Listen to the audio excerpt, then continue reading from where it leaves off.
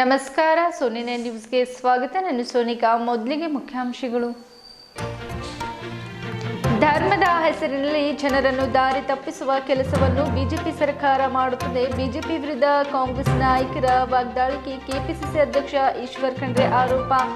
ಬಸವ ಕಲ್ಯಾಣದಲ್ಲಿರುವ ಹಡಪದ ಅಪ್ಪಣ್ಣನವರ ಗವಿಯು ಬಿಕೆಡಿಬಿಗೆ ಸೇರಿಸಲು ಆಗ್ರಹ. ಬಸವ ಕಲ್ಯಾಣದ ಅರಿವಿನ ಮನೆಯಿಂದ ಆರಂಭಗೊಂಡ ಪಾದಯಾತ್ರೆ ಬೀದರ್ನಲ್ಲಿ ಮುಕ್ತಾಯ. ಸುಮಾರು 625 ಕೋಟಿ ರೂಪಾಯಿ ವೆಚ್ಚದ ಮಹಾಕರ್ ಏತ ನೀರಾವರಿ ಯೋಜನೆಗೆ ನೀರಾವರಿ ನಿಗಮ ಮಂಡಳಿ ಅನುಮೋದನೆ ನೀಡಿರುವುದು ಸಂತಸದ ವಿಷಯ. ಈಶ್ವರ್ ಖಂಡ್ರೆ. ಕರ್ನಾಟಕದ ಬಿಜೆಪಿ ಸರ್ಕಾರವು ಬಿಜೆಪಿ ಪಕ್ಷದ ಅಜೆಂಡಾವಾದ ಸನಾತನೀಕರಣ ಭಾಗವಾಗಿ ಮಕ್ಕಳು ಓದುವ ಇಡೀ ಪಠ್ಯವನ್ನೇ ವಿಷಮಗೊಳಿಸುತ್ತಿರುವುದು ಸರಿಯಲ್ಲ. ದಲಿತ ಸಂಘರ್ಷ ಸಮಿತಿ ಆರೋಪ. ಬುದ್ಧ ಬಸವ ಅಂಬೇಡ್ಕರ್ ಅವರ ಜಯಂತಿ ಉತ್ಸವ ನಿಮಿತ್ತ ಬೀದರ್ ತಾಲೂಕಿನ ಅಂಜಿ ಗ್ರಾಮದಲ್ಲಿ 158 ಜೋಡಿಗಳ ಸರಳ ಸಾಮೂಹಿಕ ವಿವಾಹ ಕಾರ್ಯಕ್ರಮ. ಸುದ್ದಿಯ ವಿವರಗಳು.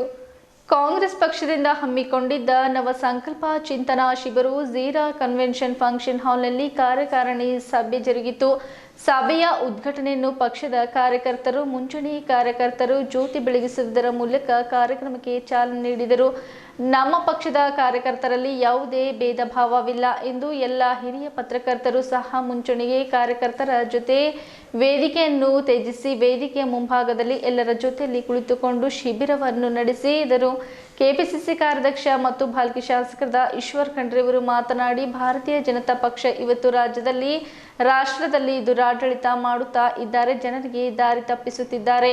ಕೇಂದ್ರದಲ್ಲಿ ಅಧಿಕಾರಕ್ಕೆ ಬಂದು ಹಿಂಬಾಗಿಲಿನಿಂದ ಭಾರತೀಯ ಜನತಾ ಪಕ್ಷ ಇವತ್ತು ರಾಷ್ಟ್ರದಲ್ಲಿ ದುರಾಡಳಿತ ಮಾಡ್ತಾ ಇದ್ದಾರೆ. ಜನರಿಗೆ ದಾರಿ ತಪ್ಪಿಸುತ್ತಿದ್ದಾರೆ. ಕೇಂದ್ರದಲ್ಲಿ ಅಧಿಕಾರಕ್ಕೆ ಬಂದು ಹಿಂಬಾಗಿಲಿನಿಂದ ಇವತ್ತು ಆಪರೇಷನ್ ಕಮಲ ಮಾಡಿ ಶಾಸಕರನ್ನು ಖರೀದಿ ಮಾಡಿ ಸಂವಿಧಾನಾತ್ಮಕವಾಗಿ ಆಡಳಿತಕ್ಕೆ ಬಂದು ಅವರ ಕೊಟ್ಟಂತಹ ಭರವಸೆಯನ್ನು ಈಡೇರಿಸುತ್ತಾರೆ. ಬರೀ ಸುಳ್ಳು ಆಶ್ವಾಸನೆ ನೀಡುತ್ತಾರೆ. ಕಪ್ಪು ಹಣ ತರುವುದರಿಂದ ನೋಟ್ ಬಂದಿ ಕುಸಿತವಾಗಿ ಆರ್ಥಿಕ ಬಿಕ್ಕಟ್ಟು ಎದುರಾಗುತ್ತಿತ್ತು. 70 ವರ್ಷ ಕಾಂಗ್ರೆಸ್ ಏನೇ ಕೆಲಸ ಮಾಡಿದೆ. ಸಣ್ಣ ಯೋಜನೆಯಿಂದ ಅಣು ಬಾಂಬ್ ತಯಾರಿಸುವಂತಹ ಶಕ್ತಿ ಬಂದಿದ್ದು ಕಾಂಗ್ರೆಸ್ ಪಕ್ಷದ ಶ್ರೇಯಸ್ಸಿನಿಂದ ದಿನನಿತ್ಯ ಬಿಜೆಪಿ ಸರ್ಕಾರದ ಹಗರಣಗಳು ಹೊರಬರುತ್ತವೆ. ಬೆಲೆ ಏರಿಕೆ ಮುಖಾಂತರ ಜನಸಾಮಾನ್ಯರನ್ನು ಸಂಕಷ್ಟಕ್ಕೆ ಸಿಲುಕಿ ಧರ್ಮದ ಹೆಸರಿನಲ್ಲಿ ಜನರನ್ನು ದಾರಿ ತಪ್ಪಿಸುವ ಕೆಲಸವನ್ನು ಬಿಜೆಪಿ ಸರ್ಕಾರ ಮಾಡುತ್ತದೆ ಎಂದು ಕೆಪಿಸಿಸಿ ಅಧ್ಯಕ್ಷ ಖಂಡ್ರೆ ಆಕ್ರೋಶ ವ್ಯಕ್ತಪಡಿಸಿದರು.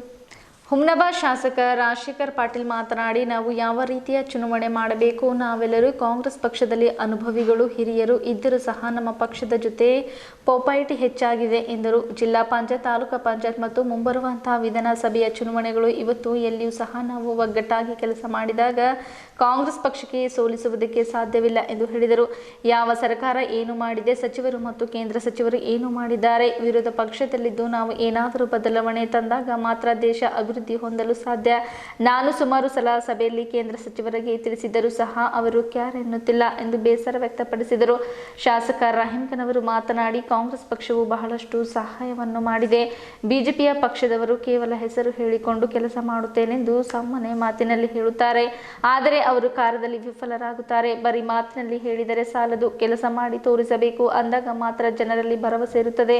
ಇವತ್ತಿನ ದಿವಸ ಸುಮಾರು ಜನ ಕಾರ್ಮಿಕರು ಡಿಸಿ ಕಚೇರಿ ಮತ್ತು ನಗರಸಭೆ ಮುಂದೆ ಧರಣಿ ನಡೆಸುತ್ತಿದ್ದರೂ ಸಹ ಯಾವ ಅಧಿಕಾರಿಗಳು, ರಾಜಕಾರಣಿಗಳು, ಬಿಜೆಪಿ ಪಕ್ಷದ ರಾಜಕಾರಣಿಗಳು ಯಾರ ಸಹಾಯಕ್ಕೂ ಮುಂದಾಗುತ್ತಿಲ್ಲ.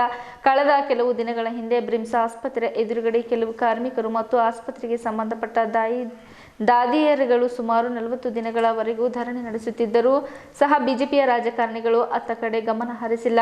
ಬ್ರಿಮ್ಸ್ ಆಸ್ಪತ್ರೆಯಲ್ಲಿ ಇಂದು ಚರಂಡಿ ನೀರು ನಿಂತು ಆಸ್ಪತ್ರೆ ಸುತ್ತಮುತ್ತ ಹೊಲಸು ಎದ್ದು ಕಾಣುತ್ತದೆ. ಆಸ್ಪತ್ರೆಯ ಶೌಚಾಲಯಗಳು ಇಂದು ಹೊಲಸು ತುಂಬಿಕೊಂಡಿವೆ. ಅದನ್ನು ಸ್ವಚ್ಛಗೊಳಿಸಲು ಸ್ವಚ್ಛಕರ್ಮಿಗಳು ಇಲ್ಲ. ಕಾರಣ ಅವರಿಗೆ ಸಂಬಳ ನೀಡಲು ಬಜೆಟ್ ಇಲ್ಲ ಎಂದು ಸರಳವಾಗಿ ಉತ್ತರ ನೀಡುತ್ತಾರೆ. ಅವರಿಗೆ ಕಷ್ಟ ಕಾಲವಿದ್ದಾಗ ಕೆಲಸಕ್ಕೆ ತೆಗೆದುಕೊಂಡು ಇವಾಗ ಸಂಬಳ ನೀಡದೆ ಕೆಲಸದಿಂದ ತೆಗೆದುಹಾಕಿದ್ದು ಯಾವ ನ್ಯಾಯ? ಕೊರೋನಾದಂತಹ ಸಂದರ್ಭದಲ್ಲಿ 2 ವರ್ಷಗಳವರೆಗೆ ಅವರನ್ನು ಕೆಲಸಕ್ಕೆ ತೆಗೆದುಕೊಂಡು ಇನ್ನೂ ಸಹ ಅವರ ಸಂಬಳ ನೀಡದೆ ಇದ್ದಿದ್ದು ಎಷ್ಟು ಅಸಮಂಜಸವೆಂದು ಬೇಸರ ವ್ಯಕ್ತಪಡಿಸಿದರು. ಕಾಂಗ್ರೆಸ್ ಜಿಲ್ಲಾ ಅಧ್ಯಕ್ಷರಾದ ಬಸವರಾಜ್ ಮಾತನಾಡಿ, ಪ್ರಮುಖರನ್ನು ಅಧ್ಯಕ್ಷತೆಯಲ್ಲಿ 7 ಉಪ ಸಮಿತಿಗಳನ್ನು ರಚಿಸಲಾಗಿದ್ದು, ಮೊದಲನೇ ಉಪ ಸಮಿತಿ ಪಕ್ಷ ಸಂಘಟನೆ ಹಾಗೂ ಸವಾಲುಗಳ ಉಪ ಸಮಿತಿ, ಸಹಕಾರ ಹಾಗೂ ಕಾರ್ಮಿಕ ಉಪ ಸಮಿತಿ, ಕೃಷಿ ಹಾಗೂ ಕೈಗಾರಿಕಾ ಉಪ ಸಮಿತಿ, ಪ್ರವಾಸೋದ್ಯಮ ಅಭಿವೃದ್ಧಿ ಉಪ ಸಮಿತಿ, ಸಾಮಾಜಿಕ ನ್ಯಾಯ ಉಪ ಸಮಿತಿ, ಮಹಿಳಾ ಸಬಲೀಕರಣ ಮತ್ತು ಮತ್ತು ನ್ಯಾಯಿಕೆ ಉಪಸಮಿತಿ, ಯುವ ಸಬಲೀಕರಣ ಉಪಸಮಿತಿ ಈ ರೀತಿ 7 ಸಮಿತಿಗಳನ್ನು ರಚಿಸಿದ್ದು, ಜಿಲ್ಲೆಯಲ್ಲಿರುವ ಎಲ್ಲ ಸಮಸ್ಯೆಗಳಿಗಾಗಿ ರಚಿಸಿದ್ದು, ಎಲ್ಲ ಸಮಿತಿಯವರು ತಮ್ಮ ಅನುಭವಗಳನ್ನು ಹಂಚಿಕೊಳ್ಳಬೇಕು ಎಂದು ತಿಳಿಸಿದರು. ಈ ಸಂದರ್ಭದಲ್ಲಿ ಶಾಸಕರಾದ ಅರವಿಂದ ಅರಳಿ, ಶರಣಪ್ರಕಾಶ್ ಪಾಟೀಲ್, ಚಂದ್ರಶೇಖರ್ ಪಾಟೀಲ್, ಭೀಮರಾವ್ ಪಾಟೀಲ್, ಮಾಜಿ ಶಾಸಕರಾದ ಅಶೋಕ್ ಖೇಣಿ, ಗುರುಮಾ ಸಿದ್ದರೆಡ್ಡಿ, ಮೀನಾಕ್ಷಿ ಸಂಗ್ರಾಮ್, ಗೀತಾ ಪಂಡಿತರಾವ್ ಚಿದ್ರಿ, ಮಾಲಾ ಬಿ ನಾರಾಯಣ್, ವಿಜಯ್ ಸಿಂಗ್ ಹಾಗೂ ಪದಾಧಿಕಾರಿಗಳು, ಮುಂಚೂಣಿ ಕಾರ್ಯಕರ್ತರು ಹಾಗೂ ಇನ್ನಿತರರು ಉಪಸ್ಥಿತರಿದ್ದರು.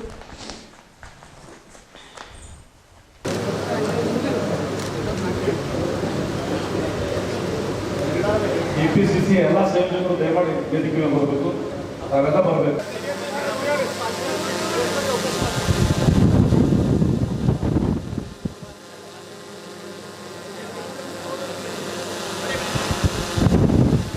ಮೊಬೈಲ್ ಜರ ಹಿಂದೆ ಬರ್ರಿ.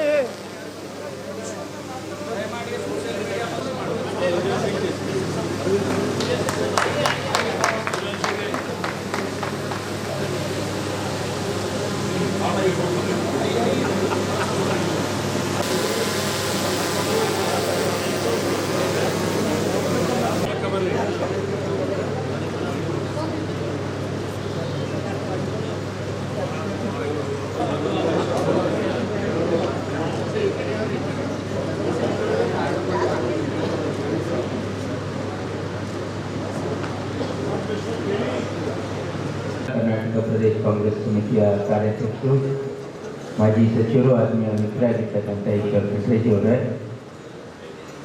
ಹುಮ್ನಾಬಾದ್ ಮತಕ್ಷೇತ್ರದ ಜನಪ್ರಿಯ ಶಾಸಕರು, ಮಾಜಿ ಸಚಿವರು, ಆತ್ಮೀಯ ಮಿತ್ರರು ಆಗಿರ್ತಕ್ಕಂಥ ಆಮೇಲೆ ನಮ್ಮ ಮಾಜಿ ವಿಧಾನ ಪರಿಷತ್ತಿನ ಸದಸ್ಯರು, ಮಿತ್ರರು ಆಗಿರ್ತಕ್ಕಂಥ ವಿಜಯ್ ಸಿಂಗ್ ಅವರೇ ಮತ್ತು ಹಿರಿಯರು, ಮಾಜಿ ಶಾಸಕರು ಆಗಿರ್ತಕ್ಕಂಥ ಅಶೋಕ್ ಖೇಣಿ ಸಾಹೇಬ್ರೆ, ವೇದಿಕೆ ಭಾರತೀಯ ಜನತಾ ಪಕ್ಷ ಏನಿವತ್ತು ಇಡೀ ರಾಜ್ಯದಲ್ಲಿ ಯಾವ ರೀತಿಯಲ್ಲಿ ದುರಾಡಳಿತ ಮಾಡ್ತಾ ಇದ್ದಾರೆ, ಜನರಿಗೆ ಮೋಸ ಮಾಡ್ತಾ ಇದ್ದಾರೆ, ದಾರಿ ತಪ್ಪಿಸ್ತಾ ಇದ್ದಾರೆ.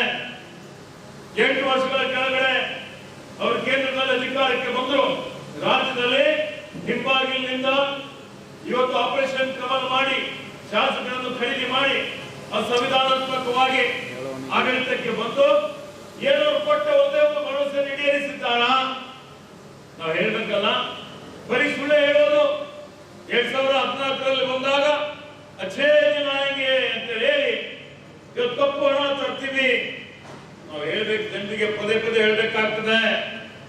Public memory is very short ಅಂತ ಹೇಳ್ತಾರೆ. ಜನರ ಸ್ಮೃತಿ ಬಹಳ ಕಡಿಮೆ ಸಮಯಕ್ಕೆ ಇರ್ತದೆ. ಹೀಗಾಗಿ ಅವ್ರು ಕಪ್ಪು ಹಣ ತರೋದು ಬಿಟ್ಟು ಅವ್ರ ಕಾರ್ಯಕ್ರಮದಲ್ಲಿ ಸ್ವಿಸ್ ಬ್ಯಾಂಕ್ ನಲ್ಲಿ ಡಬಲ್ ಆಗಿದೆ ಕಪ್ಪು ಹಣ. ನೀವು ನೋಡ್ತಾ ಇದ್ದೀರಿ. ನೋಟ್ಬಂದಿ ಮಾಡಿದ್ರು, ಆರ್ಥಿಕತೆ ಕುಸಿತ ಆಯಿತು. ಯಾವ ರೀತಿಯಲ್ಲಿ GST ಅವೈಜ್ಞಾನಿಕವಾಗಿ ಅನುಷ್ಠಾನಕ್ಕೆ ತಂದ್ರು. ಅವ್ರು ಹೇಳಿದಂಥದ್ದು ಯುವಕರಿಗೆ ಯುವ ಶಕ್ತಿ ಅಣುಶಕ್ತಿ ಇದ್ದಾಗೆ ಅವ್ರಿಗೆ ತಪ್ಪು ದಾರಿಗೆ ಒಯ್ಯಬೇಕು ಅಂತ ಹೇಳಿ ಏನು 70 ವರ್ಷ ಕಾಂಗ್ರೆಸ್ ಏನ್ ಮಾಡಿದೆ? 70 ವರ್ಷದಲ್ಲಿ ನಾವು ಆಡಳಿತ ಮಾಡಿದ 56 ವರ್ಷ ಇರಬಹುದು. ಆದರೆ ಇವತ್ತು ಏನು ಈ ರಾಷ್ಟ್ರದಲ್ಲಿ ಏನೇನು ಅಭಿವೃದ್ಧಿ ಆಗಿದೆ, ಎಲ್ಲ ಅಭಿವೃದ್ಧಿಗೆ ಸ್ವಾತಂತ್ರ್ಯದ ಸಮಯದಲ್ಲಿ ನಮ್ಮಲ್ಲಿ ಏನೂ ಇರಲಿಲ್ಲ. ಜನರಿಗೆ ಹೇಳ್ಬೇಕಾಗುತ್ತೆ. ಬರೀ ಬ್ರಿಟಿಷರು ಬಂದು ಎಲ್ಲವನ್ನೂ ಸಂಪತ್ತು ಕೊಳೆ ಹೊಡ್ಕೊಂಡು ಹೋಗಿದ್ರು. ಬರೀ 10-12% ಸಾಕ್ಷರತೆ ಇತ್ತು. ಇವತ್ತು 6 ಧಾನ್ಯಗಳಿರಲಿಲ್ಲ, ರಸ್ತೆ ಇರಲಿಲ್ಲ, ಅಣೆಕಟ್ಟುಗಳಿರಲಿಲ್ಲ, ವಿದ್ಯುತ್ ಇರಲಿಲ್ಲ, ಶಾಲೆ ಇರಲಿಲ್ಲ, ವಿಶ್ವವಿದ್ಯಾಲಯ ಇರಲಿಲ್ಲ, ಏನೂ ಇರದೇ ಇರುವಂತದ್ದು, ಸೈನ್ಯನೂ ಇರಲಿಲ್ಲ. ಇಂಥ ಪರಿಸ್ಥಿತಿಯಲ್ಲಿ ಇವತ್ತು ಇಡೀ ಜಗತ್ತಿನಲ್ಲಿ ಬಲಾಢ್ಯವಾದಂತಹ ಒಂದು ರಾಷ್ಟ್ರ ಅನ್ನಿಸ್ಕೊಂಡು ಇಷ್ಟೊಂದು ಪ್ರಗತಿ ಆಗಿದೆ. ನಾವಿವತ್ತು ಸಣ್ಣ ಸೂರ್ಯದಿಂದ ಅಣುಬಾಂಬ್ ತಯಾರು ಮಾಡುವಂತಹ ಶಕ್ತಿ ನಮಗೆ ಬಂದಿದೆ ಅಂತ ಹೇಳಿದ್ರೆ ಅದರ ಶ್ರೇಯಸ್ಸು ಕಾಂಗ್ರೆಸ್ ಪಕ್ಷಕ್ಕೆ ಸಲ್ಲುತ್ತದೆ. ಜಿಲ್ಲಾ ಪಂಚಾಯತ್ ಇರ್ಬೋದು, ತಾಲೂಕು ಪಂಚಾಯತ್ ಇರ್ಬೋದು, ಬರ್ತಕ್ಕಂಥ ವಿಧಾನಸಭೆ ಚುನಾವಣೆ ಇವತ್ತು ಎಲ್ಲಿ ಕೂಡ ನಾವು ಒಳ್ಳೆ ರೀತಿಯಲ್ಲಿ ನಾವೆಲ್ಲರೂ ಒಗ್ಗಟ್ಟಾಗಿ ಕೆಲಸ ಮಾಡಿದಾಗ ಕಾಂಗ್ರೆಸ್ ಪಕ್ಷಕ್ಕೆ ಸೋಲಿಸಕ್ಕೆ ಯಾರಿಗೂ ಕೂಡ ಸಾಧ್ಯ. ಯಾಕಂದ್ರೆ ಈ ರಾಜ್ಯ ಮತ್ತು ದೇಶದ ಬಗ್ಗೆ ನಮ್ಮ ಕಾರ್ಯಾಧ್ಯಕ್ಷರು ಸಾಕಷ್ಟು ವಿಚಾರಗಳನ್ನು ವ್ಯಕ್ತಪಡಿಸಿದ್ದಾರೆ. ಯಾವ ಸರ್ಕಾರ ಏನ್ ಮಾಡಿದೆ, ಇಲ್ಲ ಸ್ಥಳೀಯ ಇರ್ತಕ್ಕಂಥ ರಾಜ್ಯ ಸಚಿವರು ಏನ್ ಮಾಡಿದಾರ, ಇಲ್ಲಿ ಕೇಂದ್ರದ ರಾಜ್ಯ ಸಚಿವರು ಏನ್ ಮಾಡಿದಾರ, ಏನ್ ಆಗ್ತಾ ಇದೆ, ನಾವು ಏನ್ ಹೇಳಿದ್ರು ಕೂಡ ಅದೇನು ಉಪಯೋಗ ಆಗ್ತಾ ಇಲ್ಲ. ನಾವು ಹೇಳ್ಬೇಕು, ನಾವು ಕೂಡಿರ್ಬೇಕು. ಅದು ಏನಾದ್ರೂ ಬದಲಾವಣೆ ಆದಾಗ ಮಾತ್ರ ನಾವು ವಿರೋಧ ಪಕ್ಷದಲ್ಲಿ ಇದ್ದೀವಿ. ನಾವು ಏನಾದ್ರೂ ಹೇಳಿದಾಗ ಅವ್ರನ್ನ ತಿಳ್ಕೊಂಡು ಏನಾದ್ರೂ ಕಾರ್ಯಕ್ರಮ ತಂದ್ರೆ ನಾವು ಸಲಹೆಗಳು ಕೊಡೋಕ್ಕಾಗುತ್ತೆ. ನಾನು ಹೇಳಿದೆ, ಅನೇಕ ಬಾರಿ ಮೀಟಿಂಗ್ ನಲ್ಲಿ ಕೂಡ, ಕೆಡಿಪಿ ಸಭೆಯಲ್ಲಿ ಕೂಡ ಉಸ್ತುವಾರಿ ಸಚಿವರಿಗೆ ನಮ್ಮ ಕೇಂದ್ರದ ಸಚಿವರಿಗೆ ಕೂಡ ನೋಡಿ ನಿಮ್ಗೊಂದು ಅವಕಾಶ ಸಿಕ್ಕಿದೆ, ಇವತ್ತು ಬೀದರ್ ಜಿಲ್ಲೆಯಲ್ಲಿ ತಮಗೆ ಅವಕಾಶ ಸಿಕ್ಕಿದೆ. ತಾವು ಈ ಅವಕಾಶ ಸದುಪಯೋಗ ಮಾಡಿ ಬೀದರ್ ಜಿಲ್ಲೆಗೆ, ಒಂದು ರಾಜ್ಯಕ್ಕೆ ಒಂದು ಒಳ್ಳೆ ರೀತಿಯ ಕೊಡುಗೆ ಕೊಡ್ತಕ್ಕಂಥ ಕೆಲಸ ತಾವು ಮಾಡಿ. ಆದ್ರೂ ಕೂಡ ನಾವು ಯಾವುದು ಬದಲಾವಣೆ ಕಾಣ್ತಾ ಇಲ್ಲ. ಅದಕ್ಕೆ ದಯಮಾಡಿ ತಾವೆಲ್ಲರೂ ಕೂಡ ಅನೇಕ ಸಮಸ್ಯೆಗಳಿಂದ ಬೀದರ್ ಜಿಲ್ಲೆಯಲ್ಲಿ ಇವತ್ತು ಏನು 7 ಕಮಿಟಿ ಮಾಡಿದ ಅಧ್ಯಕ್ಷರು, ಅವೆಲ್ಲ ಕಮಿಟಿಯಲ್ಲಿ ನಿಮಗೆಲ್ಲ ಆ ಕಮಿಟಿಗೆ ಒಬ್ಬರು ಶಾಸಕರಿಗೆ, ವಿಧಾನ ಪರಿಷತ್ ಸದಸ್ಯರಿಗೆ ಅಧ್ಯಕ್ಷ ಕೂಡ ಮಾಡಿದ್ದಾರೆ. ಅಲ್ಲಿ ನೀವು ಸಲಹೆಗಳು ಕೊಡಬೇಕಾಗಿದೆ. ನಾವು ನಿಮ್ಮ ಸಲಹೆಗಳು ಏನಿದೆ ಅದೆಲ್ಲರೂ ಕೂಡ ನೋಡಿ ನಾವು ಮಂಡನೆ ಮಾಡಬೇಕಾಗಿದೆ. ಅದು ಆದ ನಂತರ ಏನಾದರೂ ಈ ಬರ್ತಕ್ಕಂಥ ಚುನಾವಣೆಯಲ್ಲಿ ನಮ್ಮ ಮನೆ ಬಾಗಿಲಲ್ಲಿ ಅಳವಡಿಸಬೇಕಾಗಿತ್ತು ಅಂತಂದ್ರೆ ನಿಮ್ಮ ಚಿಂತನೆಗಳು ನಾವು ಅಲ್ಲಿ ಕೂಡ ಪಡ್ಕಳಿಸಿ ಇವತ್ತು ಅಲ್ಲಿ ಕೂಡ ನಮ್ಮ ಜಿಲ್ಲೆಯಲ್ಲಿ ಆದಂತಹ ಸಮಸ್ಯೆಗಳು ಮಾಡ್ತಕ್ಕಂಥ ಪ್ರಯತ್ನ ನಾವು ಮಾಡಬೇಕಾಗಿದೆ. नौकरी के बारे में बोलते हैं, जॉब के बारे में बोलते हैं, 2 करोड़ जॉब देते बोले, 2 करोड़ तो देना छोड़ो, 2 करोड़ मेहनत करके आप हिस्ट्री निकाल देते हो। आज नौजवान परेशान है, दिन भर बाहर भटक के जब रात में घर में जाता है तो उस नौजवान को नींद नहीं आ रही। भाई पढ़ के डिग्री लेके क्या करूं, माँ बाप को क्या मुंह दिखाऊं बोल के। किसान परेशान है, महिला परेशान है, हर इंसान परेशान है। अच्छे दिन आएंगे, अरे भाई पहले के दिन अच्छे थे, ये दिनों से तो सबका साथ सबका विकास। किसका विकास हो रहा है?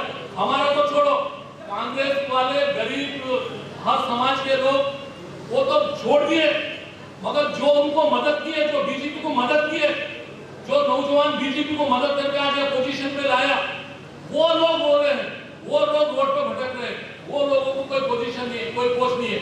उन्हें बहुत अरमान से ये गवर्नमेंट को लाई, वो लोग परेशान है। तो हम तो कभी भरोसा नहीं किया उन पे। तो आज ऑर्गेनाइजेशन का बहुत बड़ा सीरियस मीटिंग है। 7 ಉಪಸಮಿತಿಗಳನ್ನು ರಚಿಸಲಾಗಿದೆ. 1ನೇ ಉಪಸಮಿತಿ ಪಕ್ಷ ಸಂಘಟನೆ ಹಾಗೂ ಸವಾಲುಗಳ ಉಪಸಮಿತಿ, 2ನೇದು ಸಹಕಾರ ಹಾಗೂ ಕಾರ್ಮಿಕ ಉಪಸಮಿತಿ, 3ನೇದು ಕೃಷಿ ಹಾಗೂ ಕೈಗಾರಿಕೋದ್ಯಮ ಉಪಸಮಿತಿ, 4ನೇದು ಪ್ರವಾಸೋದ್ಯಮ ಅಭಿವೃದ್ಧಿ ಉಪಸಮಿತಿ, 5ನೇದು ಸಾಮಾಜಿಕ ನ್ಯಾಯ ಉಪಸಮಿತಿ, 6ನೇದು ಮಹಿಳಾ ಸಬಲೀಕರಣ ಮತ್ತು ನಾಯಕಿ ಉಪಸಮಿತಿ, 7ನೇದು ಯುವ ಸಬಲೀಕರಣ ಉಪಸಮಿತಿ. ಈ ರೀತಿ 7 ನಾವು ಸಮಿತಿಗಳು ಮಾಡಿದ್ದೀವಿ. ಜಿಲ್ಲೆಯಲ್ಲಿದ್ದಂತಹ ಎಲ್ಲ ಜ್ವಲಂತ ಸಮಸ್ಯೆಗಳ ಬಗ್ಗೆ ಇದರಲ್ಲಿ ತಮ್ಮ ಒಂದು ಅನುಭವದ ಮಾತುಗಳು ತಾವು ಏನಾದರೂ ಹಂಚಿಕೊಳ್ಬೇಕು ಅಂತ ಆ ಸಮಿತಿಗಳಲ್ಲಿ ತಮಗೆಲ್ಲರಿಗೆ ಸೂಚಿಸಲಾಗಿದೆ. ಹಡಪದ ಅಪ್ಪಣ್ಣನವರ ಗವಿಯು ಬಸವಕಲ್ಯಾಣ ಅಭಿವೃದ್ಧಿ ಪ್ರಾಧಿಕಾರದಲ್ಲಿ ಸೇರಿಸುವಂತೆ ಆಗ್ರಹಿಸಿ ಜುಲೈ 2ರಂದು ಬಸವಣ್ಣನವರ ಅರಿವಿನ ಮನೆ ಬಸವಕಲ್ಯಾಣದಿಂದ ಜಿಲ್ಲಾ ಹಡಪದ ಅಪ್ಪಣ್ಣ ಸಮಾಜ ಸಂಘ ಮತ್ತು ಹುಮ್ನವ ತಾಲೂಕಾ ಸಮಾಜ ಸಂಘದ ಸಹಯೋಗದೊಂದಿಗೆ ಆರಂಭಿಸಿದ ಪಾದಯಾತ್ರೆ ಬೀದರ್ಗೆ ತಲುಪಿ ಜಿಲ್ಲಾಡಳಿತದ ಮೂಲಕ ಮುಖ್ಯಮಂತ್ರಿಗಳಿಗೆ ಮನವಿ ಸಲ್ಲಿಸಿದರು. ಹಡಪದ ಅಪ್ಪಣ್ಣನವರು 12ನೇ ಶತಮಾನದ ಬಸವಾದಿ ಶರಣರಲ್ಲಿಯೇ ಪ್ರಮುಖರಾಗಿದ್ದು, ಕಲ್ಲಣ ನಾಡಿನ ಬಿಜ್ವಾಳ ಅರಸರ ಆಸ್ಥಾನದಲ್ಲಿ ಪ್ರಧಾನಮಂತ್ರಿಯಾಗಿದ್ದ ಬಸವಣ್ಣನವರ ಆಪ್ತ ಕಾರ್ಯದರ್ಶಿಯಾಗಿ, ಅನುಭವ ಮಂಟಪದ ಕಾರ್ಯದರ್ಶಿಯಾಗಿ, ಬಸವಣ್ಣನವರ ಮಹಾಮನೆಯ ಕಾರ್ಯದರ್ಶಿಯಾಗಿ ಹಲವಾರು ವಚನಗಳನ್ನು ಸೃಷ್ಟಿಸಿ ನಮ್ಮ ನಾಡಿನಲ್ಲಿ ಸಾಮಾಜಿಕ ಸುಧಾರಣೆಗಾಗಿ ಕಾರ್ಯವಹಿಸಿದ್ದಾರೆ ಎಂದರು. ಹಡಪದ ಅಪ್ಪಣ್ಣನವರ ಗವಿಯು ಬಸವಕಲ್ಯಾಣ ಅಭಿವೃದ್ಧಿ ಪ್ರಾಧಿಕಾರದಲ್ಲಿ ಸೇರುವಂತೆ ಆಗ್ರಹಿಸಿ ಜುಲೈ 2ರಂದು ಬಸವಣ್ಣನವರ ಅರಿವಿನ ಮನೆ ಬಸವಕಲ್ಯಾಣದಿಂದ ಜಿಲ್ಲಾ ಹಡಪದ ಅಪ್ಪಣ್ಣ ಸಮಾಜ ಸಂಘ ಮತ್ತು ಹುಮ್ನವ ತಾಲೂಕಾ ಸಮಾಜ ಸಂಘದ ಸಹಯೋಗದೊಂದಿಗೆ ಆರಂಭಿಸಿದ ಪಾದಯಾತ್ರೆ ಮಂಗಳವಾರ ಬೀದರ್ಗೆ ತಲುಪಿ ಜಿಲ್ಲಾಡಳಿತದ ಮೂಲಕ ಮುಖ್ಯಮಂತ್ರಿಗಳಿಗೆ ಮನವಿ ಸಲ್ಲಿಸಿದರು. ಜಿಲ್ಲಾ ಹಡಪದ ಅಪ್ಪಣ್ಣ ಸಮಾಜ ಸಂಘದ ಜಿಲ್ಲಾಧ್ಯಕ್ಷ ಪ್ರಭುರಾವ್ ತರ್ನಳ್ಳಿ ವಕೀಲರ ನೇತೃತ್ವದಲ್ಲಿ ಮುಖ್ಯಮಂತ್ರಿಗೆ ಬರೆದ ಮನವಿ ಜಿಲ್ಲಾಡಳಿತಕ್ಕೆ ಸಲ್ಲಿಸಿ, ಹಡಪದ ಅಪ್ಪಣ್ಣನವರು 12ನೇ ಶತಮಾನದ ಬಸವಾದಿ ಶರಣರಲ್ಲಿಯೇ ಪ್ರಮುಖರಾಗಿದ್ದು, ಕಲ್ಲಣ ನಾಡಿನ ಬಿಜ್ವಾಳ ಅರಸರ ಆಸ್ಥಾನದಲ್ಲಿ ಪ್ರಧಾನಮಂತ್ರಿಯಾಗಿದ್ದ ಬಸವಣ್ಣನವರ ಆಪ್ತ ಕಾರ್ಯದರ್ಶಿಯಾಗಿ, ಅನುಭವ ಮಂಟಪದ ಕಾರ್ಯದರ್ಶಿಯಾಗಿ, ಬಸವಣ್ಣನವರ ಮಹಾಮನೆಯ ಕಾರ್ಯದರ್ಶಿಯಾಗಿ ಹಲವಾರು ವಚನಗಳನ್ನು ಸೃಷ್ಟಿಸಿ ನಮ್ಮ ನಾಡಿನಲ್ಲಿ ಸಾಮಾಜಿಕ ಸುಧಾರಣೆಗಾಗಿ ಕಾರ್ಯವೆಸಗಿದ್ದವರಾಗಿದ್ದಾರೆ.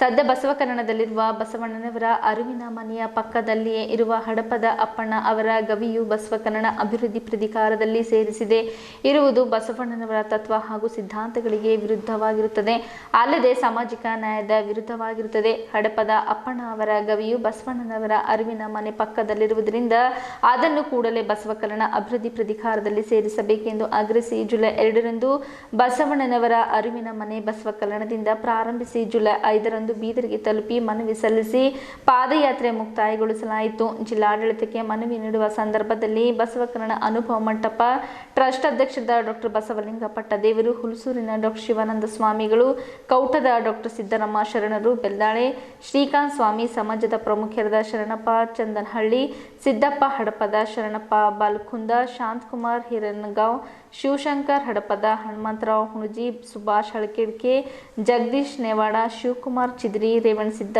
ಶಿವರಾಜ್ ಸಿದ್ದಪ್ಪ, ಗುರು ಮೈಲೂರು ಸೇರಿದಂತೆ ಇನ್ನಿತರರು ಸಮಾಜದ ಪ್ರಮುಖರು ಪಾಲ್ಗೊಂಡಿದ್ದರು. ಬಸವಪ್ರಿಯ ಹಡಪದಪ್ಪಣ್ಣನವರಿಗೆ ಬಸವಪ್ರಿಯ ಹಡಪದಪ್ಪಣ್ಣನವರಿಗೆ ಆಗಲೇಬೇಕು ಹಡಪದಪ್ಪಣ್ಣನಿಗೆ ಜಿಲ್ಲಾಧಿಕಾರಿಗೆಲ್ಲ ಮನವಿ ಸಲ್ಲಿಸಿ ನಮ್ಗೆ ಸಾಕಾಗ್ಯದ. ಅದಕ್ಕೆ ನಾನು ಪ್ರಾಧಿಕಾರದಿಂದ ಏನಪ್ಪ ಅಂದ್ರೆ ಅರಿವಿನ ಮನೆಯಿಂದ ಕಲ್ಯಾಣದಿಂದ ಏನಪ್ಪ ಅಂದ್ರೆ ಬೀದರ್ ಜಿಲ್ಲಾಧಿಕಾರಿ ಕಚೇರಿಯವರೆಗೆ ನಾನು ಪಾದಯಾತ್ರೆ ಮಾಡಿದ್ದೀನಿ. ಹಾಗಾಗಿ ಇವತ್ತು ನನ್ನ ಪಾದಯಾತ್ರೆ ಏನಪ್ಪ ಅಂತಂದ್ರೆ ಅಪ್ಪೂರು ಪಾದಯಾತ್ರೆ ಇವತ್ತು ನಮ್ಮ ಪಾದಯಾತ್ರೆಗೆ ಯಶಸ್ವಿ ಮಾಡಿಕೊಡ್ಲಕ್ಕ ಇವತ್ತು ಅಪ್ಪೋರು ಬಂದಾರ, ಬೆಲ್ಲಾಳ್ ಶರಣರು ಬಂದಾರ, ಬಸವಲಿಂಗ ಪಟ್ಟದೇವ್ರ ಗುರುಗಳು ಬಂದಾರ, ಆಯಿತು ಹುಲಸೂರು ಅಪ್ಪೋರು ಬಂದಾರ.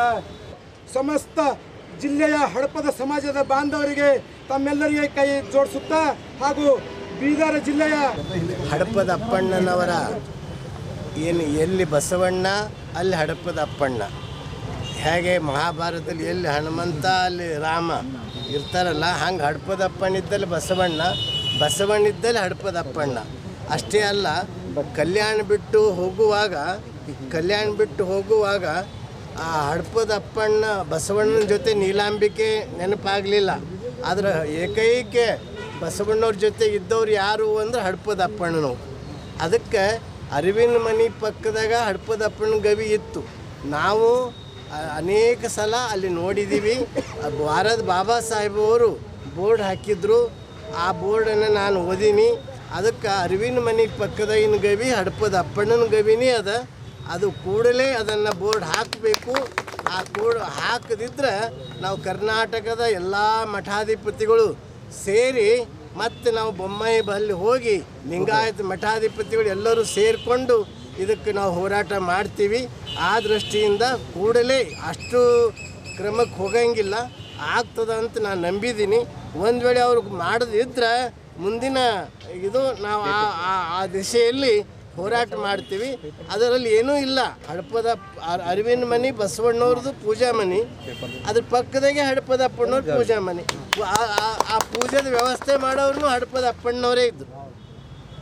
ಅವ್ರ ಬಸವಣ್ಣವ್ರ ಪೂಜೆ ಕುಂತಾಗ ಸಿದ್ದರಾಮಗೆ ಪ್ರಭುದೇವ್ರಿಗೆ ಕರ್ಲಿಕ್ಕೆ ಹೋದವ್ರು ಹಡಪದ ಅಪ್ಪಣ್ಣವರೇ ಇದ್ದರು. ಅದಕ್ಕೆ ಅವ್ರು ಎಲ್ಲಿ ಪೂಜೆ ಇರ್ತದೆ ಅಲ್ಲಿ ಹಡಪದ ಅಪ್ಪಣ್ಣ ಇರ್ತಾರೆ. ಮತ್ತು ಅವ್ರ ಗವಿ ಹತ್ತಿರ ಅವ್ರದ್ದೇ ಇರ್ತದೆ, ಮತ್ತು ಬೇರೆಯವ್ರದ್ದು ಹೆಂಗೆ ಇರ್ತದೆ? ಇದು ಆಧಾರ ತಾಡೋಲೆ ಅವಶ್ಯಕತೆ ಇಲ್ಲ. ಇದು ವಚನ ಸಾಹಿತ್ಯದಿಂದ ಅದು ಗೊತ್ತಾಯ್ತದೆ. ವಚನ ಸಾಹಿತ್ಯಕ್ಕಿಂತ ದೊಡ್ಡ ಆಧಾರ ಮತ್ತೇನು ಬೇಕು? ಬಸವಣ್ಣವರ ಬಲಗೈ ಬಂಟರಾಗಿದ್ದರು. ಅವರ ಆಪ್ತ ಕಾರ್ಯದರ್ಶಿಯಾಗಿ ಸೇವೆಯನ್ನು ಮಾಡ್ತಿದ್ದರು, ಕೆಲಸವನ್ನು ಮಾಡ್ತಿದ್ದರು. 12ನೇ ಶತಮಾನದಲ್ಲಿ ಜಾತಿ ಭೇದವನ್ನು ಕಿತ್ತಾಕಿ ತಮ್ಮ ಅತ್ಯಂತ ನಿಷ್ಠವಾಗಿರ್ತಕ್ಕಂಥ ಸಮಾಜ ಸೇವೆಯನ್ನು ಮಾಡ್ತಕ್ಕಂಥ ಹಡಪದ ಸಮಾಜದ ಹಡಪದ ಅಪ್ಪಣ್ಣನವರು ಕಾರ್ಯದರ್ಶಿಯಾಗಿ ಮಾಡಿಟ್ಕೊಂಡಿದ್ದರು. ಆ ಅಪ್ಪಣ್ಣನವರ ಒಂದು ಗವಿ ಈಗಾಗಲೇ ಬಸವ ಕಲ್ಯಾಣದಲ್ಲದ. ಅದು ಅರಿವಿನ ಮನೆ ಪಕ್ಕದಲ್ಲಿರ್ತಕ್ಕಂಥ ಗವಿನೇ ಇವು ಹಡಪದ ಅಪ್ಪಣ್ಣವರ ಗವಿ ಅದ. ಆದರೆ ಇತ್ತೀಚಲಾಗಿ ಏನಾಗಿದೆ ಅಂದರೆ ಕುಯಕಿಗಳು ಮತ್ತು ದುರ್ಬುದ್ಧಿ ಉಳ್ತಕ್ಕಂಥ ಕೆಲವೊಂದು ಜನ ಆ ಗವಿ ಹೆಸರನ್ನು ತೆಗೆದುಹಾಕಿದ್ದಾರೆ. ಅದಕ್ಕಾಗಿ ಪ್ರಾಧಿಕಾರದಲ್ಲಿರ್ತಕ್ಕಂಥ ಏನು ಸನ್ಮಾನ್ಯ ಮುಖ್ಯಮಂತ್ರಿಗಳು ಹಾಗೂ ಅದರ ಸದಸ್ಯರು ಮತ್ತು ಕರ್ನಾಟಕ ಸರ್ಕಾರ ವಿನಂತಿ ಮಾಡ್ತೀವಿ ಏನಂದರೆ, ಮಹಾಮಣಿ ಪಕ್ಕದಲ್ಲಿ ಏನು ಕೇಳಿದ ಹಡಪದ ಅಪ್ಪಣ್ಣ ಗವಿ ಇರಬೇಕು. ಗವಿ ಅಂತ ಬೋರ್ಡ್ ಹಾಕ್ರಿ. ಮೊದಲೇದು ಬೋರ್ಡ್ ಹಾಕಿ ಪ್ರಾಧಿಕಾರದಲ್ಲಿ ಏನು ಮಾಡಬೇಕಂದ್ರೆ ಅಪ್ಪಣ್ಣನ ಗವಿಯನ್ನು ಸೇರಿಸಬೇಕು. ಈಗ ಎಲ್ಲ ಕಡೆ ಗವಿಗಳನ್ನು ಸೇರಿಸಿದ್ದಾರೆ. ಉರ್ಲಿಂಗಿ ಪೆದ್ದಿ ಗವಿ ಅದ, ಮಹಾಮಣಿ ಅದ, ಆಮೇಲೆ ಬೇರೆ ಬೇರೆ ಗವಿಗಳನ್ನು ಸೇರಿಸಿ ಏನು ಮಾಡ್ಯಾರ ಅಂದರೆ ಒಂದು ಪ್ರಾಧಿಕಾರ ರಚನೆ ಆಗ್ಯದ. ಆ ಪ್ರಾಧಿಕಾರದಲ್ಲಿ ಏನು ಮಾಡಬೇಕಂದ್ರೆ ಹಡಪದ ಅಪ್ಪಣ್ಣನವರ ಒಂದು ಒಳಗೆ ಸೇರಿಸಿ ಇದರೊಳಗೆ ಪ್ರಾಧಿಕಾರದಲ್ಲಿ ಸೇರಿಸಿ ಅಪ್ಪಣ್ಣವರ ಗವಿ ಮೇಲೆ ಕೇಳಿದಾಗ ಒಂದು ಬೋರ್ಡನ್ನು ಹಾಕಿ ಸರ್ಕಾರದವ್ರಿಗೆ ಕೆಲಸ ಮಾಡಬೇಕಂತ ಹೇಳಿ ನಾನು ಅತ್ಯಂತ ಕಳಕಳಿಯಿಂದ ಮತ್ತು ಸರ್ಕಾರಕ್ಕೆ ನಾನು ಮನವಿಯನ್ನು ಮಾಡ್ತೇನೆಪ್ಪ. ಮಹಾಮನೆ ಅಂದರೆ ಬಸವಣ್ಣವ್ರಿಗೆ ಇರುವಂಥ ಸ್ಥಳ ಅದು. ಹಡಪದಪ್ಪಣ್ಣವರು ಅಂದರೆ ಬಸವಣ್ಣವ್ರ ಆಪ್ತ ಕಾರ್ಯದರ್ಶಿಗಳು, ಅವರ ಧರ್ಮಪಂಥಿ ಲಿಂಗಮ್ಮನವರು ನೀಲಾಂಬಿಕೆ ತಾಯಿಯವರು ಆಪ್ತ ಕಾರ್ಯದರ್ಶಿಗಳು. ಹೀಗಾಗಿ ಅವ್ರು ತಮ್ಮ ಮಹಾಮನೆಯಲ್ಲಿ ಇಟ್ಕೊಂಡಿದ್ರು. ಅವ್ರಿಗೆ ಪ್ರತ್ಯೇಕ ಮತ್ತೊಂದು ಸ್ಥಳ ಎಲ್ಲೋ ಹೊರಗಿದ್ದಿಲ್ಲ, ಬಸವಣ್ಣವ್ರ ಮಹಾಮನೆಯಾಗೆ ಇತ್ತು. ಆದ್ದರಿಂದ ಅರಿವಿನ ಮನೆಯಲ್ಲಿ ಏನಿದೆ ಅದು ಹಡಪದಪ್ಪಣ್ಣ ಗವಿನೇ ಇದೆ. ಈಗಾಗಲೇ ಪೂಜ್ಯರಿಬ್ಬರು ಅಭಿಪ್ರಾಯ ವ್ಯಕ್ತಪಡಿಸಿದ್ದಾರೆ. ಆದ್ದರಿಂದ ಇವತ್ತು ಏನಾಗಿದೆ ದುರ್ದೈವ ಅಂದರೆ ಬಸವಣ್ಣವ್ರ ಅರಿವಿನ ಮನೆಯೇ ಇನ್ನೂ ಅಭಿವೃದ್ಧಿ ಕೈಯಾಗಿ ತೊಗೊಂಡಿಲ್ಲ. ನಾನು ಯಾಕೆ ನಿಧಾನ ಮಾಡಿ ಇಲ್ಲಿವರೆಗೆ ಅಂದರೆ ಬಸವಣ್ಣವ್ರ ಮಹಾಮನೆ ಅರಿವಿನ ಮನೆ ಇದು ಇನ್ನೂ ಅಭಿವೃದ್ಧಿ ಪ್ರಾಧಿಕಾರದಾಗ ಹೋಗಿಲ್ಲ ಅದು. ಯಾಕಂದ್ರೆ ನಾನು ಅಂತ ಭಾಳಷ್ಟಕ್ಕೆ ದುಡ್ದಾವಿದ್ದೀನಿ. ಅವಾಗ ಸೇರಿಸ್ಬೇಕಂದ್ರೆ 4-5 ಕೋಟಿದಾಗ ಮಾಡೋಣ ಅಂದರೆ ಬೇಡ ಅಂದೆ, ಒಂದು 50 ಕೋಟಿಯಾರು ಬೇಕಾದಕ್ಕಂತ ಹೇಳಿ ಅದು ಮುಹಿಂದಿ ಬಿದ್ದದ. ಕೂಡಲೇ ಅರಿವಿನ ಮನೆ ಪ್ರಾಧಿಕಾರದಾಗ ತೊಗೊಳ್ಬೇಕು. ಅದರೊಳಗೆ ಹಡಪದಪ್ಪಣ್ಣವ್ರ ಗುಹೆ ಯಥಾಸ್ಥಿತಿಯಾಗಿ ಉಳಿಬೇಕು. ಪೂಜ್ಯರು ಹೇಳಿದಂಗೆ ಅಲ್ಲಿ ಬೋರ್ಡ್ ಹಾಕಬೇಕು. ಅದರ ಅಭಿವೃದ್ಧಿಗಾಗಿ ಕ್ರಮ ಕೈಗೊಳ್ಬೇಕು ಸರ್ಕಾರ ಅಂತ ನಾವು ವಿನಂತಿ ಮಾಡ್ತೀವಿ. ಮುಖ್ಯಮಂತ್ರಿ ಕೆಳಗೆ ಮಂತ್ರಿಗಳು ಇರ್ತಾರೋ ಅದೇ ತರಹ ಬಸವಣ್ಣವರು ಪ್ರಧಾನಮಂತ್ರಿ ಆಗಿದ್ದಾಗ ಅವರ ಜೊತೆ ಇದ್ದವರು ಹಡಪದ ಅಪ್ಪಣ್ಣವರು. ಅವರು ಸಾಮಾನ್ಯ ವ್ಯಕ್ತಿ ಅಲ್ಲ, ಇಡೀ ಒಂದು ಸಮಾಜವನ್ನೇ ಬದಲಾವಣೆ ಮಾಡಲು ಪಣ ತೊಟ್ಟಿದಂಥ ವ್ಯಕ್ತಿ. ಕೇವಲ ಸಹಾಯಕರಾಗಿ ಕೂಡ ಇದ್ದಿಲ್ಲ, ಅವರು ಬಸವಣ್ಣನವರಿಗೆ ಮಾರ್ಗದರ್ಶಕರಾಗಿ ಕೂಡ ಇದ್ದರು. ಯಾಕೆಂದರೆ ಬಸವಣ್ಣನವರಿಗೆ ಒಂದು ಸಲ ದಾಸೋಹದಲ್ಲಿ ನಿರತರಾಗಿದ್ದಾಗ ಅಲ್ಲಂ ಪ್ರಭುದೇವರು ಹೊರಗಡೆ ಬಂದು ನಿಂತಾಗ ಬಸವಣ್ಣವ್ರು ನೀವು ಹೋಗಿ ನೋಡ್ಕೊಂಡು ಬನ್ನಿರಿ ಅಂದರು. ಆವಾಗ ಹಡಪದಪ್ಪನವ್ರು ನೋಡ್ಕೊಂಡು ಬಂದು ಅವರು ನೇರವಾಗಿ ಹೇಳಿದರು ಬಸವಣ್ಣವ್ರಿಗೆ, ಅಲ್ಲಿ ಬಂದಿನಂಥ ವ್ಯಕ್ತಿಗಳು ಸಾಮಾನ್ಯ ವ್ಯಕ್ತಿಗಳು ಇಲ್ಲ, ಅಲ್ಲಂ ಪ್ರಭುದೇವರಿದ್ದಾರೆ, ಅವ್ರು ನಿಮ್ಗೆ ಗರ್ವ ಬಂದಿದೆ ಅಂತ ಹೇಳ್ತಾ ಇದ್ದಾರೆ, ನೀವು ಪೈಲ ತಮ್ಮ ಸುಧಾರಿಸ್ಕೊಡ್ರಿ ಅಂತ. ಅಂದರೆ ಹಡಪದಪ್ಪನವ್ರು ಅಷ್ಟು ದೊಡ್ಡ ವ್ಯಕ್ತಿ, ಬಸವಣ್ಣನವರಿಗೆ ಮಾರ್ಗದರ್ಶನ ಮಾಡಿದಂಥ ಆ ವ್ಯಕ್ತಿ ಅಪ್ಪವ್ರು ಹೇಳಿದಂಗೆ ಅವ್ರ ಪಕ್ಕದಲ್ಲೇ ಇರಬೇಕಾಗ್ತದೆ. ನಾನು ನಿನ್ನೆ ಜಾಮದಾರ್ ಸಾಹೇಬ್ರ ಜೊತೆ ಚರ್ಚೆ ಮಾಡಿದ್ದೆ. ಅವ್ರು ಹೇಳ್ತಾರೆ ಅಲ್ಲಿ ಉತ್ಖನನ ಮಾಡಿದ್ದಾರೆ, ಅರಿವಿನ ಮನೆಯಲ್ಲಿ ಉತ್ಖನನ ಮಾಡಿದ್ದಾರೆ, ಹಡಪದ ಅಪ್ಪನವರು ಇದು ಗುಹೆನೂ ಸಿಗುತ್ತೆ, ಬಸವಣ್ಣವ್ರ ಗುಹೆ ಅಲ್ಲೇ ಇದೆ ಅಂತ ಹೇಳಿದ್ರು. ಬಸವರಾಜ ಬೊಮ್ಮಾಯಿಯವರಿಗೆ ಜಿಲ್ಲಾ ಹಡಪದಪ್ಪಣ್ಣ ಸಮಾಜ ಸಂಘದ ವತಿಯಿಂದ ಶ್ರೀ ಹಡಪದಪ್ಪಣ್ಣವರ ಗವಿಯು ಬಸವ ಕಲ್ಯಾಣ ಅಭಿವೃದ್ಧಿ ಪ್ರಾಧಿಕಾರದಲ್ಲಿ ಸೇರಿಸುವಂತೆ ಮನವಿ, ಈ ಮೂಲಕ ಒಂದು ಮನವಿ ಪತ್ರವನ್ನು ಜಿಲ್ಲಾಧಿಕಾರಿಗಳ ಮೂಲಕ ಮಾನ್ಯ ಮುಖ್ಯಮಂತ್ರಿಯವರಿಗೆ ಸಲ್ಲಿಸ್ತಾ ಇದ್ದೀವಿ. ಅದಕ್ಕೆ ಮಾನ್ಯ ಜಿಲ್ಲಾಧಿಕಾರಿಗಳು ಇದನ್ನು ರೆಕಮೆಂಡ್ ಮಾಡಿ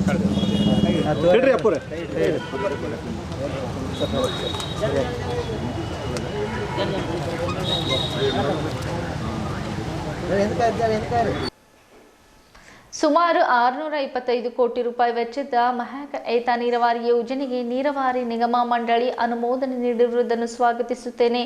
ಕೂಡಲೇ ಟೆಂಡರ್ ಕರೆದು ಕಾಮಗಾರಿ ಪ್ರಾರಂಭಿಸಬೇಕು ಎಂದು ಶಾಸಕ ಈಶ್ವರ್ ಖಂಡ್ರೆ ಅವರು ಸರ್ಕಾರಕ್ಕೆ ಒತ್ತಾಯಿಸಿದ್ದಾರೆ.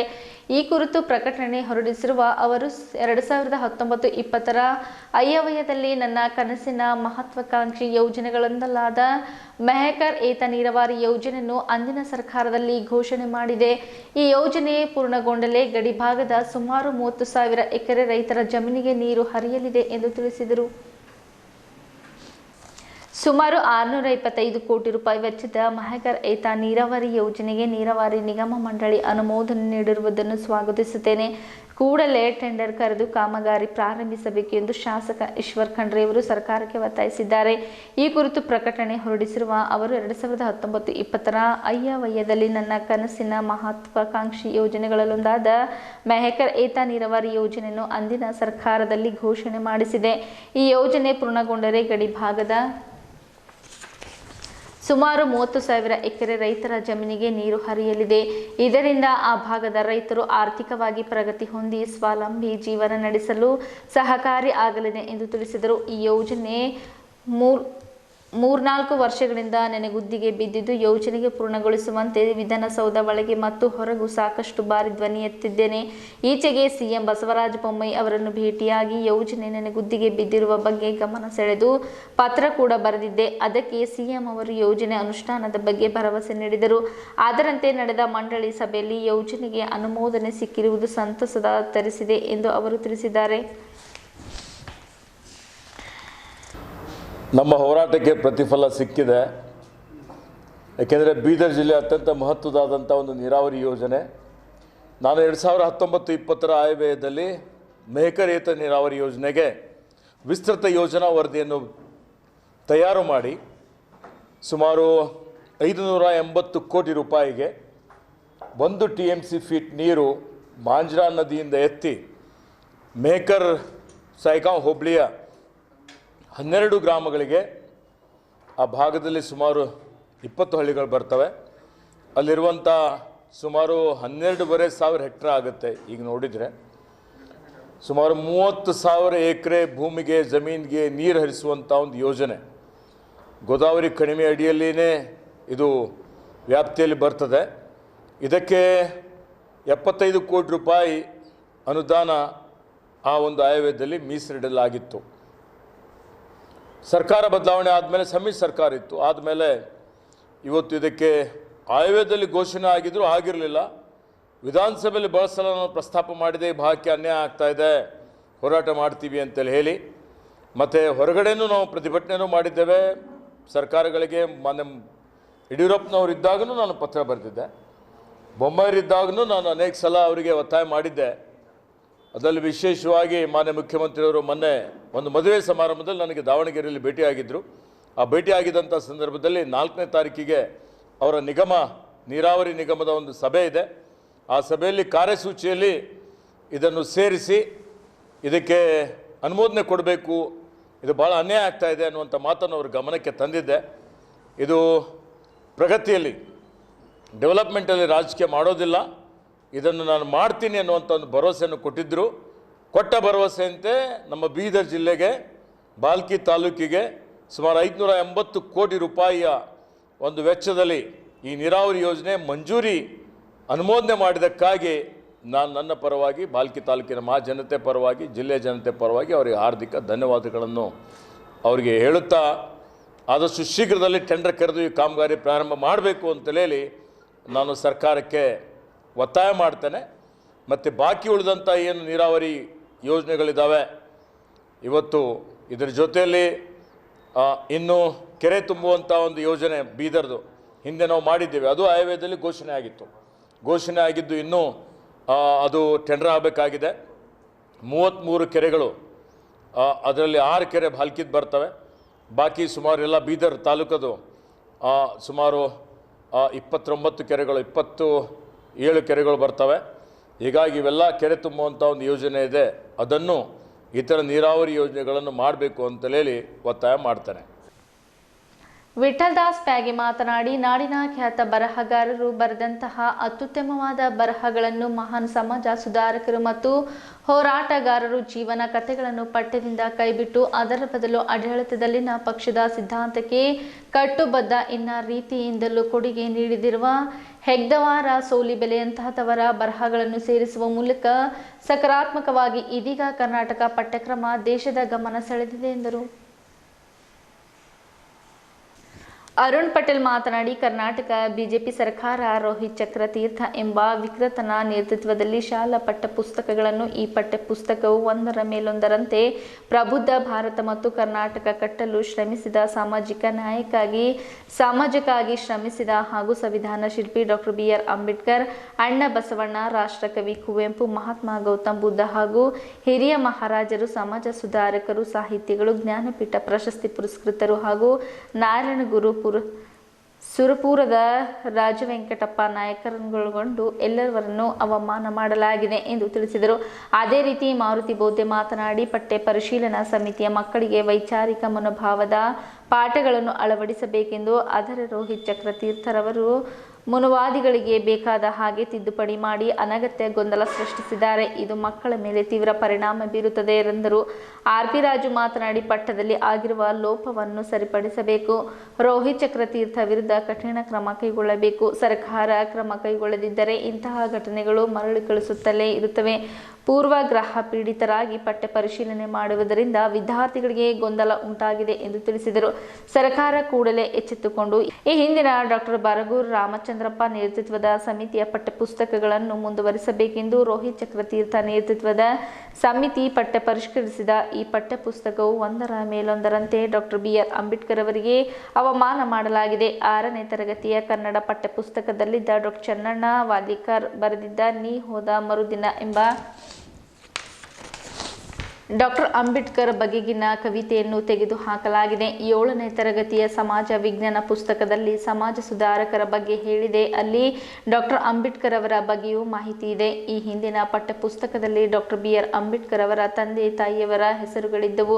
ಡಾಕ್ಟರ್ ಅಂಬೇಡ್ಕರ್ ಅವರ ಹುಟ್ಟಿದ ಸ್ಥಳ ಹಾಗೂ ದಿನಾಂಕ ಇತ್ತು. ಅದನ್ನು ಸಹ ತೆಗೆದುಹಾಕಲಾಗಿದೆ. ಮೇಲಿನ 6ನೇ ಭಾಗದಲ್ಲಿ ಡಾಕ್ಟರ್ ಅಂಬೇಡ್ಕರ್ ಅವರ ಬೃಹತ್ ಹೋರಾಟಗಳಾಗಿದ್ದ ಮಹಡ್ ಸತ್ಯಾಗ್ರಹ ಹಾಗೂ ನಾಸಿಕದ ಕಾಳರಾಮ್ ದೇಗುಲ್ ಪ್ರವೇಶ ಹೋರಾಟಗಳನ್ನು ಪ್ರಸ್ತಾಪಿಸಲಾಗಿತ್ತು. ಅದನ್ನು ತೆಗೆದುಹಾಕಲಾಗಿದೆ. 9ನೇ ತರಗತಿಯ ಸಮಾಜ ವಿಜ್ಞಾನದ ನಮ್ಮ ಸಂವಿಧಾನದ ಪಾಠದಲ್ಲಿ ಇವರು ಡಾಕ್ಟರ್ BR ಅಂಬೇಡ್ಕರ್ ಅವರು ಸಂವಿಧಾನ ರಚನೆಗೆ ನೀಡಿದ ಕೊಡುಗೆಯನ್ನು ಆಧರಿಸಿ ಶ್ರೀ ಟಿ ಕೃಷ್ಣ ರಾಮಾಚಾರಿ ಅವರಿಂದ ಸಂವಿಧಾನ ಶಿಲ್ಪಿ ಎಂದು ಕರೆಯಲಾಗಿದೆ ಎಂದಿತು. ಈ ವಾಕ್ಯವನ್ನು ತೆಗೆಯಲಾಗಿದೆ. ಅಷ್ಟೇ ಅಲ್ಲದೆ ಹೊಸದಾಗಿ BN ರಾವ್ ಸಂವಿಧಾನ ಕರಡು ಪ್ರತಿಯ ಚೌಕಟ್ಟು ಹಾಗೂ ರಚನೆಯಲ್ಲಿ ಮುಖ್ಯ ಪಾತ್ರ ವಹಿಸಿದ್ದಾರೆ ಎಂದು ಸೇರಿಸಲಾಗಿದೆ. 10ನೇ ತರಗತಿಯ ಸಮಾಜ ವಿಜ್ಞಾನದಲ್ಲಿ ಗಾಂಧಿ ಯುಗ ಮತ್ತು ರಾಷ್ಟ್ರೀಯ ಚಳುವಳಿ ಪಾಠದಲ್ಲಿ ಈ ಹಿಂದೆ ಡಾಕ್ಟರ್ ಅಂಬೇಡ್ಕರ್ ಅವರು ಜಾತಿ ವ್ಯವಸ್ಥೆಯಿಂದ ಬೆಸೆತಿದ್ದ ಜಾತಿ ಮತ್ತು ಸಾಮಾಜಿಕ ಶ್ರೇಣೀಕರಣಗಳನ್ನು ವಿರೋಧಿಸಿ ಬೌದ್ಧ ಧರ್ಮವನ್ನು ಸ್ವೀಕರಿಸಿದ್ದವರು ಎಂದು ವಾಕ್ಯವಿತ್ತು. ಅದನ್ನು ತೆಗೆಯಲಾಗಿದೆ. 9ನೇ ತರಗತಿಯ ಕನ್ನಡ ಪಠ್ಯಪುಸ್ತಕದಲ್ಲಿ ಮರಳಿ ಮನೆಗೆ ಎಂಬ ಅರವಿಂದ್ ಮಾಲಗತ್ತಿಯವರ ಮಹಾತ್ಮ ಬುದ್ಧನ ಕವಿತೆ ಇತ್ತು. ಅದನ್ನು ತೆಗೆದುಹಾಕಲಾಗಿದೆ. ಇಷ್ಟೆಲ್ಲ ಡಾಕ್ಟರ್ ಅಂಬೇಡ್ಕರರ ಬಗ್ಗೆ ವಿಷಾಕಾರಿ ಹೊಂದಿರುವ ಬಿಜೆಪಿ ನೇತೃತ್ವದಲ್ಲಿ ಸರ್ಕಾರಿ ಶಾಲಾ ಪಠ್ಯ ಪುಸ್ತಕಗಳನ್ನು ಶಾಲೆಗಳಿಗೆ ತಲುಪಿಸುವುದೆಂದು ಹೇಳಲಾಗುತ್ತದೆ. ಇದು ಖಂಡನಾರ್ಹ. ಇದನ್ನು ಬಲವಾಗಿ ಸರ್ಕಾರ ನಿರ್ಧಾರವನ್ನು ವಿರೋಧಿಸುತ್ತೇವೆ. ಡಾಕ್ಟರ್ ಅಂಬೇಡ್ಕರ್ ಅವರ ವಿಚಾರವನ್ನೇ ತಿರುಚಿಸಿರುವ ಸುಳ್ಳಾಡಿರುವ ಈ ಪಠ್ಯಪುಸ್ತಕಗಳು ಬೇಡವೇ ಬೇಡ. ಹಿಂದಿನ ವರ್ಷದ ಪಠ್ಯಪುಸ್ತಕಗಳನ್ನೇ ಶಾಲೆಗೆ ನೀಡಿ ರೋಹಿತ್ ಚಕ್ರತೀರ್ಥ ಪರಿಷ್ಕರಿಸಿರುವ ಎಲ್ಲ ಪುಸ್ತಕಗಳನ್ನು ರದ್ದುಪಡಿಸಬೇಕೆಂದು ಮಾನ್ಯ ಮುಖ್ಯಮಂತ್ರಿಗಳಾದ ಶ್ರೀ ಬಸವರಾಜ ಬೊಮ್ಮಾಯಿ ಸರ್ಕಾರವನ್ನು ಕರ್ನಾಟಕ ರಾಜ್ಯ ದಲಿತ ಸಂಘರ್ಷ ಸಮಿತಿ ಆಗ್ರಹಿಸುತ್ತದೆ.